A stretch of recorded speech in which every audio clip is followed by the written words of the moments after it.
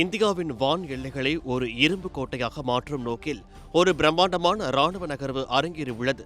அண்டை நாடுகளான சீனா மற்றும் பாகிஸ்தானுக்கு ஒரு மிகப்பெரிய எச்சரிக்கையாக ரஷ்யாவிடமிருந்து 4வது S-400 சுதர்சன் ஏவுகணை படைப்பிரிவு இப்போது கடல் வழியாக இந்தியாவிற்கு வந்து சேர்ந்துள்ளது. இந்த அதிநவீன வான் பாதுகாப்பு அமைப்பின் வருகை இந்திய ராணுவத்தின் தற்காப்பு வலிமையை ஒரு புதிய உச்சத்திற்கு கொண்டு சென்றுள்ளது.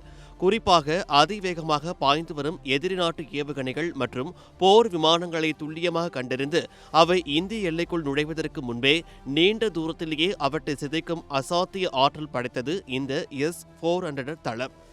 இந்த சுதர்சன் ஏவுகணை அமைப்பின் வலிமையை உலகம் ஏற்கனவே ஒருமுறை பார்த்திருக்கிறது.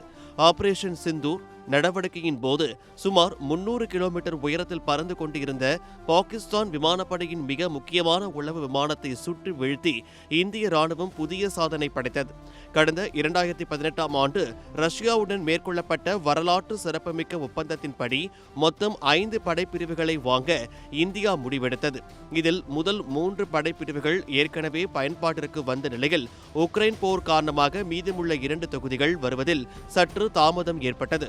இப்போது 4வது படைப்பிரிவும் பாதுகாப்பாக இந்தியா வந்துவிட்டதால் மிக விரைவில் இது முக்கிய எல்லைப் பகுதிகளில் நிலைநிறுத்தப்பட உள்ளது. இதற்கிடையில் 5வது படைப்பிரிவும் இன்னும் சில மாதங்களில் இந்தியாவிற்கு வரும் என எதிர்பார்க்கப்படுகிறது. இது மட்டுமல்லாமல் ப்ராஜெக்ட் குஷா என்ற பெயரில் ரஷ்யாவின் இந்த தொழில்நுட்பத்திற்கு எதிர்நிகரான ஒரு சொந்த ஏவுகணை அமைப்பை இந்தியாவிலேயே உருவாக்கும் பணிகளிலும் விஞ்ஞானிகள் தீவிரமாக இறங்கியுள்ளனர். இதற்கு வலு சேர்க்கும் விதமாக இந்திய தேசிய பாதுகாப்பு ஆலோசகர் அஜித் தோவல் இப்போது ரஷ்யா சென்று அந்நாட்டு தலைவர்களுடன் மிக முக்கியமான ஆலோசனைகளை மேற்கொண்டுள்ளார். மாஸ்கோவில் ரஷ்ய தலைவர்களை சந்தித்த அஜித் தோவல் பாதுகாப்பு மற்றும் எரிசக்தி துறையில் இரு நாடுகளும் இணைந்து செயல்படுவது குறித்தும் பல ரகசிய ஒப்பந்தங்களை விவாதித்துள்ளார்.